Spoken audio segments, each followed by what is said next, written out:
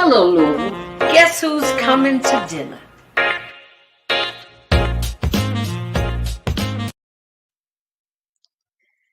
Hello, Louisville, Kentucky.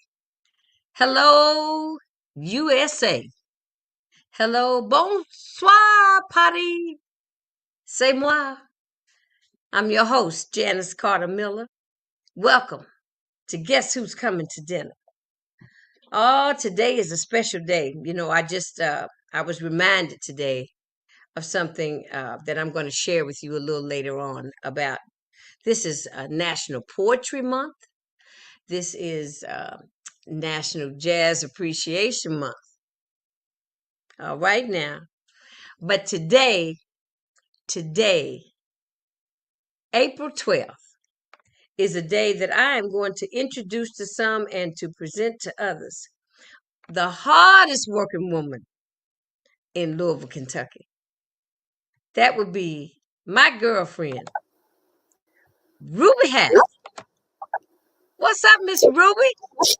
Fine. How are you doing today? Thank you for having me today. You called up with me. Look, Ruby, let me tell you something. I know you're not the hardest working woman in show business, but you're the hardest working woman in Louisville, Kentucky. Because you stay busy and your work is always for this city. And I applaud you, my sister. You know, and I had put on a promo about you. I said everybody knows Ruby, but if you don't know Ruby, you need to listen in today so you can get to meet Ruby Hyde. How you doing, my sister? Well, I'm hanging in here and I feel great today. The sun is up and there's a nice wind coming in my way, and everything's been fine and perfect today for me. So we getting ready for Derby, huh? That's the reason I have my hat on. My mother. It rained over the weekend, and she said when it rains, the horses are on their way. The horses are on their way. Yes, all that's right. what it So let me start here, Ruby. You started an organization, the Smoketown Pride Heritage Homecoming Festival, and you've done a lot of things for the Smoketown neighborhood. I said that you were the neighborhood gatekeeper. If it's going on, you know what it is. So tell us what made, and you do the presentation at some of the funerals for people that have passed on. I know you did it for my brother and you did it for my mother. And I thank you. It was a beautiful, you have a beautiful presentation that you make to families.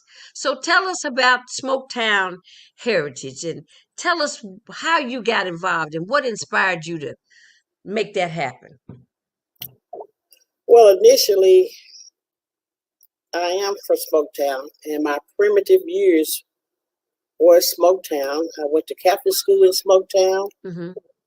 I have a lot of history in Smoketown. However, it was a force upon me. I worked for the city government over 35 years in different government programs. Mm-hmm. Immediately after John F. Kennedy was killed, President Johnson opened up programs called War on Poverty. Okay. And I was able to get a job because my father was a Navy retiree and he worked for the federal government. And so I watched his work ethic, but he always told me if you want to work, there's jobs after here. Mm-hmm. Well, I got involved with Smoketown because I followed his lifestyle. He worked and he worked and he worked. My mother was a homebody and raised. I'm the 8th of 9 children. Okay. But when my baby brother Bernard got 17, she went to work for the WAR, which was Vietnam War on the Matheson. Mm-hmm. And she stayed there until she retired. And I watched those skills of my parents. But I was always protected because I had 7 older brothers and sisters in front of me, and I couldn't get out of the gate without them following me and seeing what I'm doing. So my mother was my gatekeeper. Oh, and so you knew about being a gatekeeper, huh? Yes. So on up to 14 years old, I had a babysitter. I said, what? Well, I didn't understand that. Plus, my homage comes to my formative years of teaching. In the Catholic schools, I was a student. It's my former years. I didn't know about public schools for many years. Mm-hmm. And my older sisters who did go to Catholic high school in Ursula, they begged my mother that she would be a good girl and she allowed me to go to a public school. And by that time, my mother was getting into her senior years, and she took the advice of my sisters, and that's how I got into public schools. I was so happy to meet some public school children and some boys, which I played with all the time. Yeah. So I think I was sort of genetically born into this kind of situation. Okay. My father worked 20 years for the federal government, and my mother was home, kept us home till she was 7. My baby brother Bernard was 17, but he got a chance to do more than I ever did because I was at her hip with everything. My mother was a 50-year member of NAACP, and she worked during the years of Emmett Till. And I was a little girl who was following her around all over the city and all over the community, raising money in NAACP for Emmett Till back in those days. Okay. But I didn't know she was showing me the straightaway to life. Okay. And that's what happened to me. I inherited a lot of her skills and a lot of my father's skills. So today, after 40 years, I've been in community service, social service, and I have met all the movers and shakers in Louisville because I've been called on to do a lot of work for a lot of groups, a lot of organizations, a lot of institutions. Yeah. Most to me, I get a call, can you help us as a consultant? And that's where my life has been. And I went to the Ursuline nuns who taught me many years ago, but I went to them as an older girl in my early 40s for prayer and worship.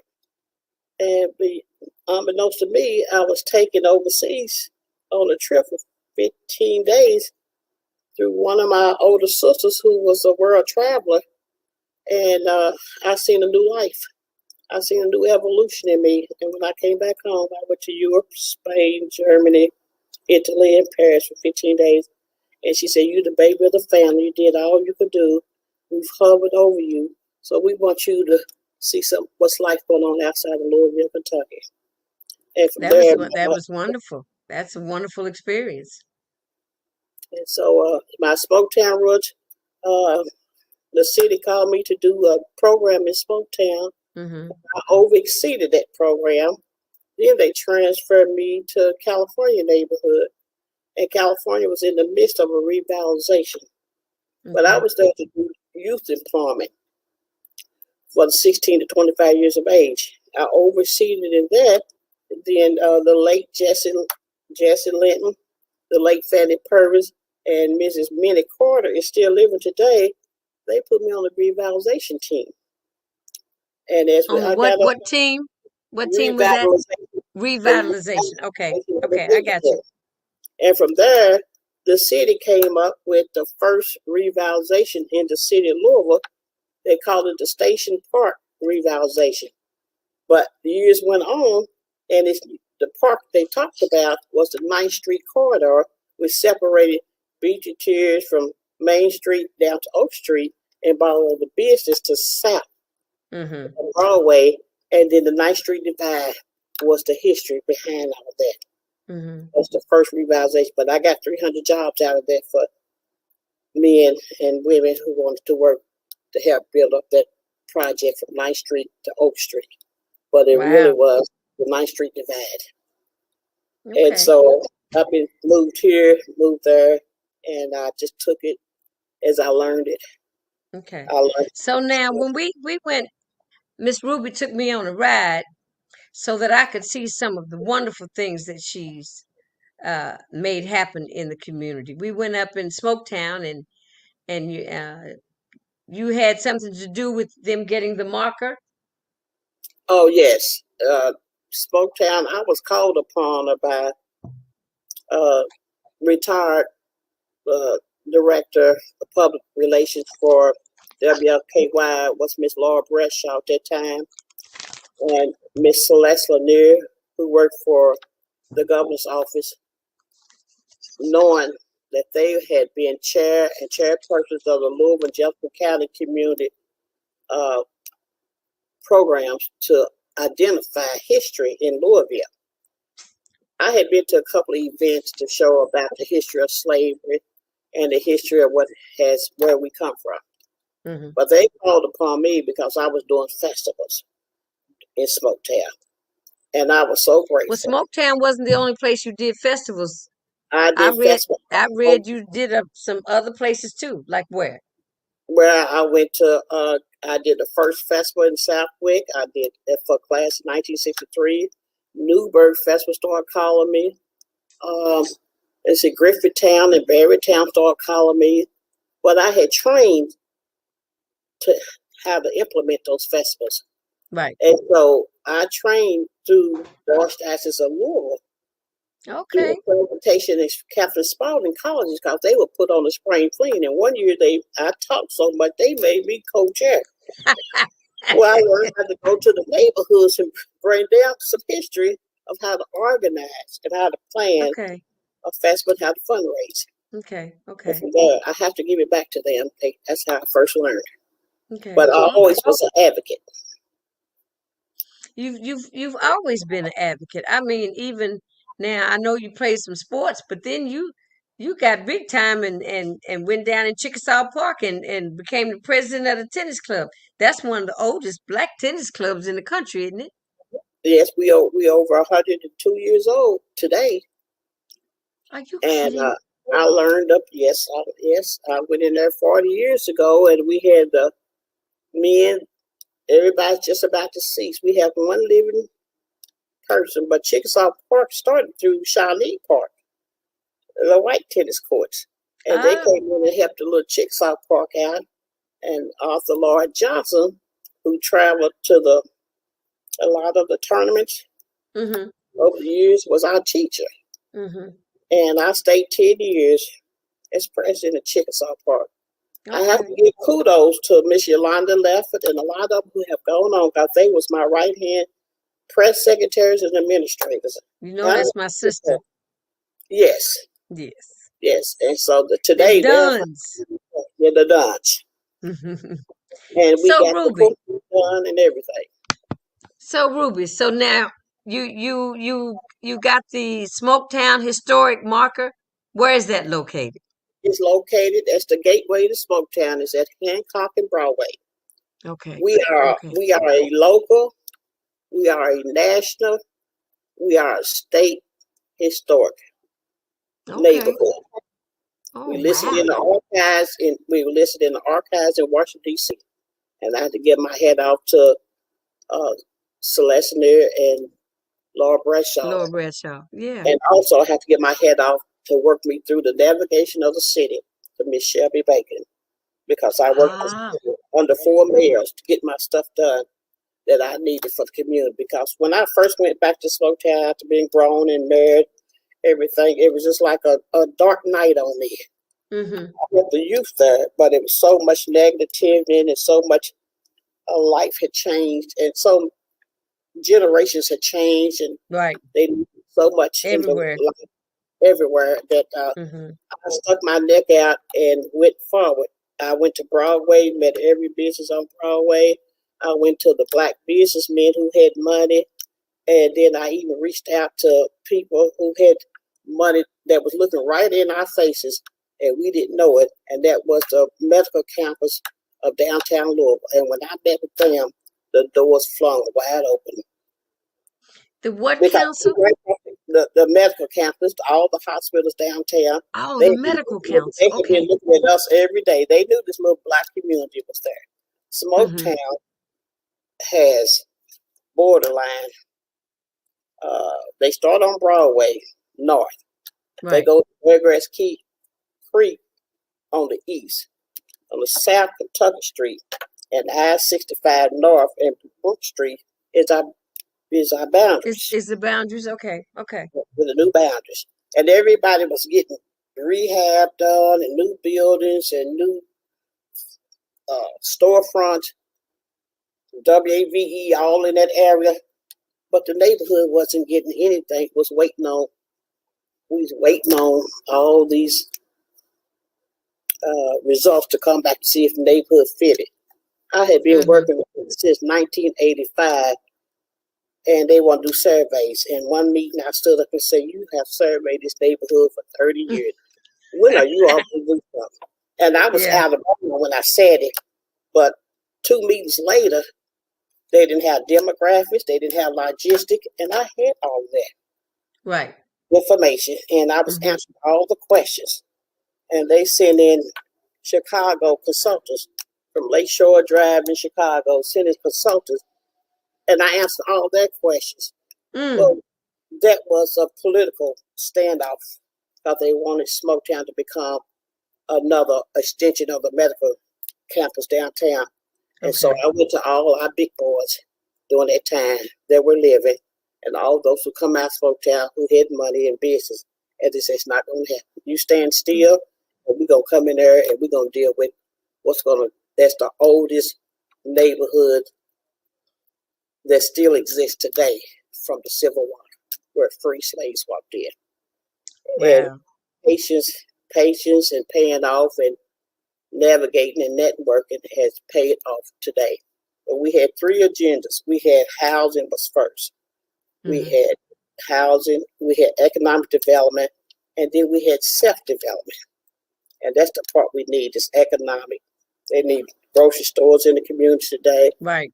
Sure, we got some still no grocery stores in that community. Still no grocery stores in the community. They have one over on in Butchertown, but that grocery store, and one over that's on Goss Avenue. But it's too expensive.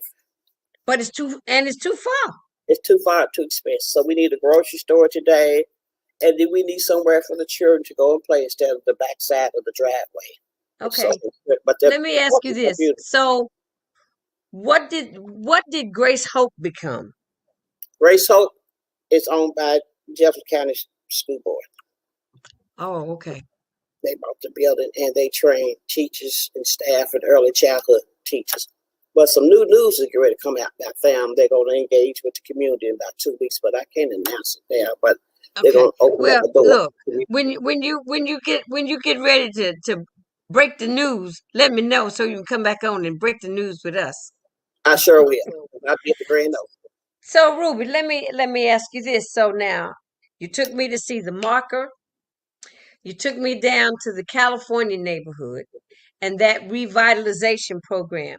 How many houses there were? You showed me houses on like 3-4 different blocks. Yes. That were they rehabbed or refurbished? I mean, kind of the same thing. When I was down there as a monitor, when they first started under the Jesse Linton president, Manny Carter, who's still living today, Fanny Purvis, she's deceased. Those were some great seniors. All of my efforts have been with the seniors, and I can't understand. They stayed the toe till they seen development. We did California Senior House, and that's up. We did California Family House, 16th and Garden, that's across the street. And then we did about 30 homes, new home and refurbished homes. Right. And then 26 block club. We had a block club convention, 26 block club. And that's where the crime convention come in with the block club, to everybody staying in contact and learning the neighborhood and being a part of what you see and what you don't see. And it was very successful. Then I got moved back to Smoketown again. They called me back to Smoketown. They said, "Come on back to Smoketown, Ruby." And that's where I stayed at. Because we got the new apartments in Smoketown. Okay. So that was kind of like that whole. That's the same look that they gave that medical complex they did by the hospitals. They that's on that same kind of plan, and that's the same kind of plan that Beecher Terrace is on too, isn't it, Ruby? Yes, the same plan. Beecher Terrace was part of it's the first revitalization, but they closed 9th Street from the other streets going east, 9th Street east downtown. But they call it Station Park. In late years, they started calling revitalization 9th Street Divide. I was a monitor for them. 9th Street in Maine went from 9th Street and Oak. I did get 300 jobs for laborers and apprentices, and all the companies have moved across Broadway. So that was a good thing. But the divide, the mentality was already in place with city leaders until things start to unlevel and people understand what happened. And it was happening. That was the reason for it to happen. Okay. Okay. So now we've done Smoketown, we've done the California area. Now I know that you volunteer and give your time. That's where you are now. You're up at the Louisville Hotel. Tell us about what you do there at the Louisville Hotel. Well, the Louisville Hotel, I tell you, this has been a real awakening in my late years. Mm-hmm. I was called upon by the East Main Street businessmen. Mm-hmm. And that starts at the Golf House, going east all the way down Market and Main Street. Well, today it's the New Loop. They wanted me to be their consultant to help Wayside, whose formation was on Market and Main Street. Right. They owned about 2 or 3 blocks, to move them somewhere away in another area. They wanted to put them in an industrial area. Right. And the board of Wayside said, no, we're not going industrial. Put them in an area where you could, you're not in the business area. And we went, but an area where they can thrive. Because now, Wayside. So this is the Wayside mission, right? Yes. Okay. All right. And then the north of I said the expressway came through, and they paid nice money. And what they did, they built a new building for the men over at Jackson and Jefferson Street, and put a new bridge up. Okay. But at the same time, I had already been involved with Hotel Louisville, which was Holiday Inn, because that's where I used to do my festivals at banquets. When I was doing the festival, we have a Friday night for banquet and honorees, and Saturday and Sunday we have a festival at the Shelby Park. So I was sort of entwined, but East Main Street businessman president found me, and we sit down and talk and say, you be our consultant. We have to get Wayside and the Mission people off this block because we got some revitalization for them. Mm-hmm. And today it's the New Loop. Today is the New Loop. Okay. All right. Well, I mean, between, but I met some great people. I sit down and talk with them. I've been at the table with them. And this revitalization around the city, it's already been planned in advance. It's not a last minute planning. The vision has already been out there. So they already know what they're gonna knock down and take and move. They already had the urban removal was already in place. Yes. Yeah. But we stopped them from Smoketown because they had left Madison and Jackson and Clay Street and all those there on Walnut Street. They had bought everybody out, those little homes over there. Mm-hmm. But when I told the big boys, a lot of them are gone. Yeah. Mr. Joe Hammond, Lenny Loud, I won't name everybody, but it's not going to happen. It's not going to happen. That's the oldest black neighborhood in the city, 1865. Because I did a research on all the neighborhoods, they in the 1870s. And I went to Ruby, my father's family are all from were all born in Smoketown, and that's why I had my brother and I, we used to spend weekends with my aunt used to do hair, my uncle Tony Mack. Yes.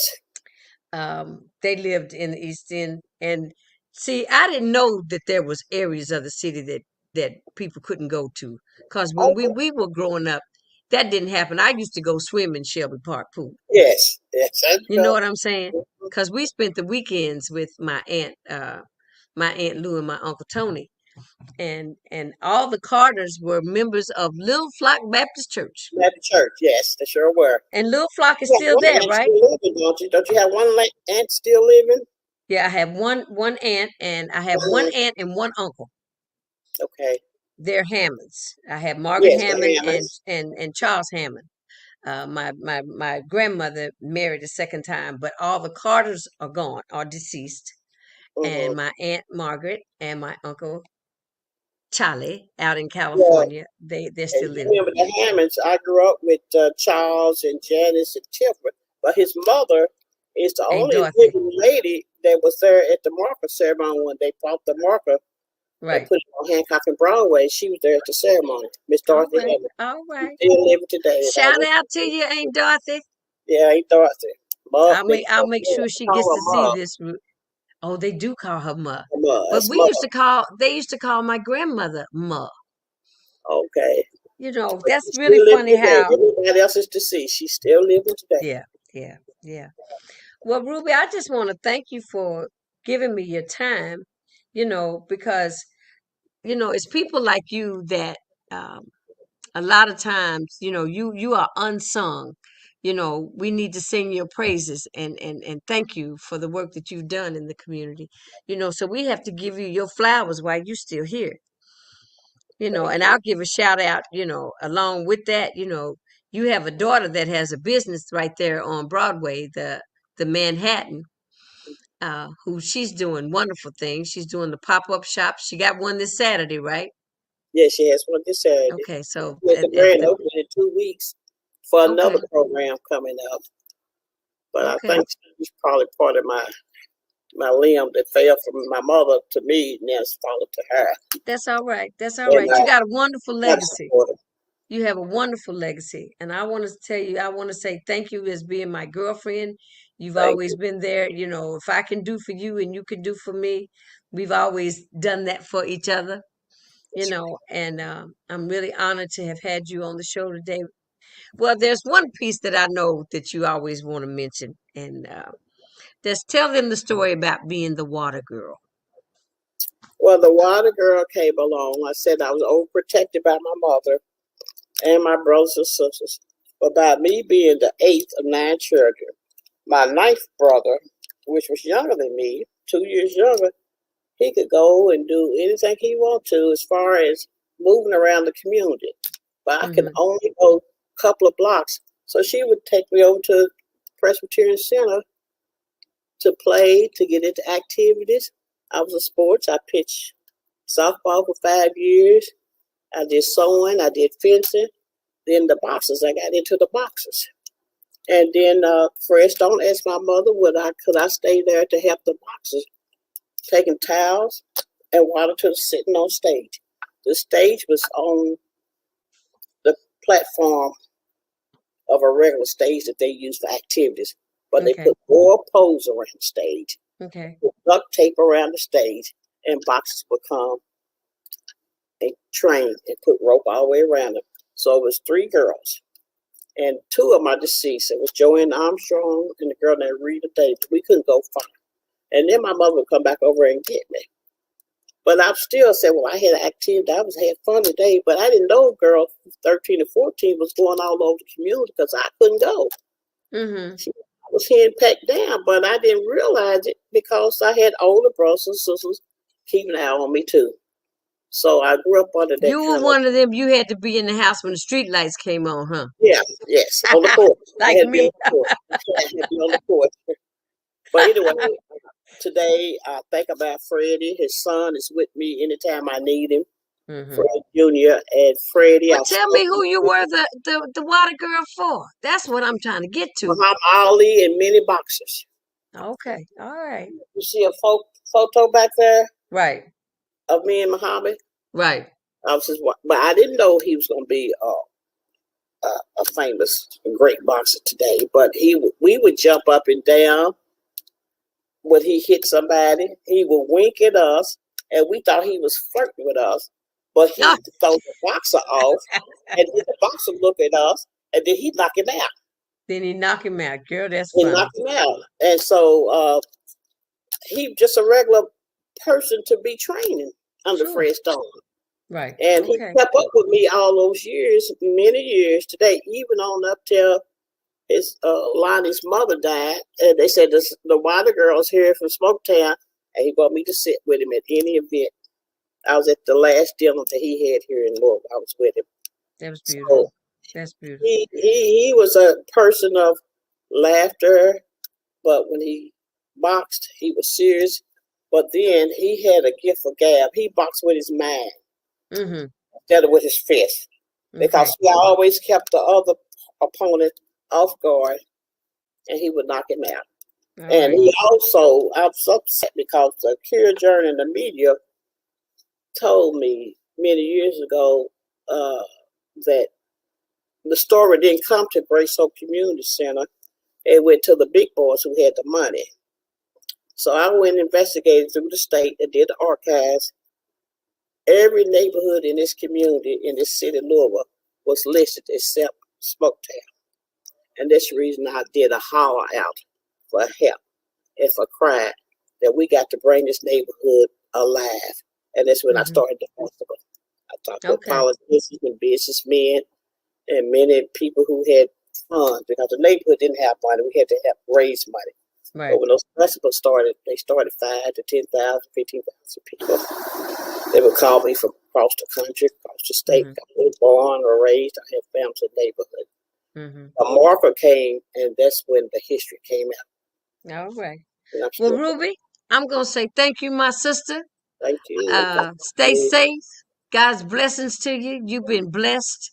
Thank you. Your legacy is a untouchable one. I mean, I don't know how many people have done as many things that you have done for the city in these different neighborhoods, just across the board, from the neighborhood revitalization, the festivals in the neighborhoods, your work with Wayside Mission, and just your all around being a good little girl that went to Catholic school.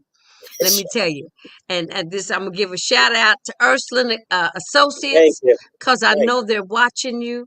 And you're actually one of the first guests that I've ever had that had people sending me notes saying, send me more information about Ruby. I said, Lord have mercy, I got a superstar on the show today. But I want to say thank you. I love you. And take care of yourself, and I'll be in touch. Thank you. Appreciate the show. Good will to you. Be well. Thanks, darling. All right. Bye-bye. That's Miss Ruby Hyde. Now that's somebody that's been doing some work. Those are the voices that I want to hear on the show. She's somebody that she's my friend, and whenever she calls on me, I try to show up for her. That's what I'm saying about that. Help me, help you, help me, help you, help me to help you, because it's just a circle that goes around. And if we keep helping each other, then we'll get to where we're going, so we can do things together. So, we can take prioritize things. We've got things that we want to see happen in the city. We all need to get behind one thing at a time. And once that's done, then let's go to the next one. And as we move, we become more cohesive to move as a community that's of the same mindset.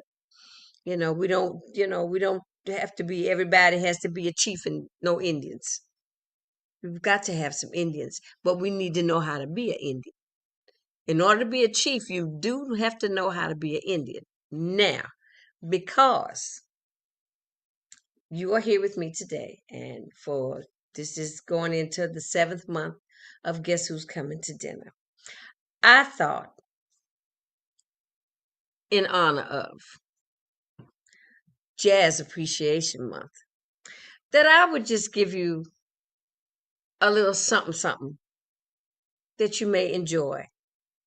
I have done no music, so I haven't been on the show boasting about my singing. I've been here, I've been there. Yes, I have. But today I started to look for some jazz to play on the show. And something said, well, you have a song that was done by my girlfriend out in Las Vegas, Miss Marlena Shaw, that I did in one of my shows called Girlfriends, that I did in Las Vegas. And I've brought it here to Louisville about 3 different times. And so just give me a second. Let me see if I can make this happen. Okay, watch this. Okay, here we go.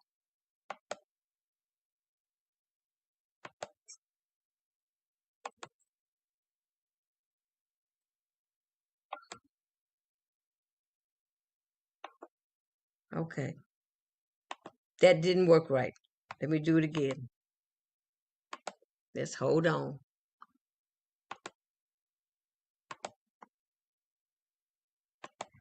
I ain't gonna mess this up. I messed my husband's music up on Sunday. But now.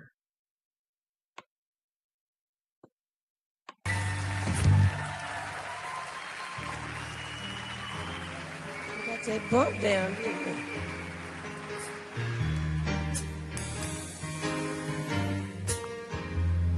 Go away, little boy. Why don't you go away, little boy? I am not supposed to be alone with you. When you are near me like this, you're much too hard to resist. Why don't you go away, little boy, before I beg you to stay?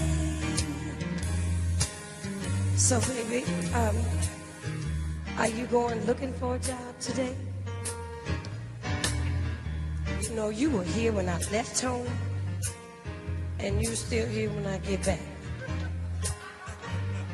You know, you got to put something in the pot to get something out of it. Oh, I know you're young. See, I like young. Works for me. But I don't care how young you are. There's somebody younger more willing.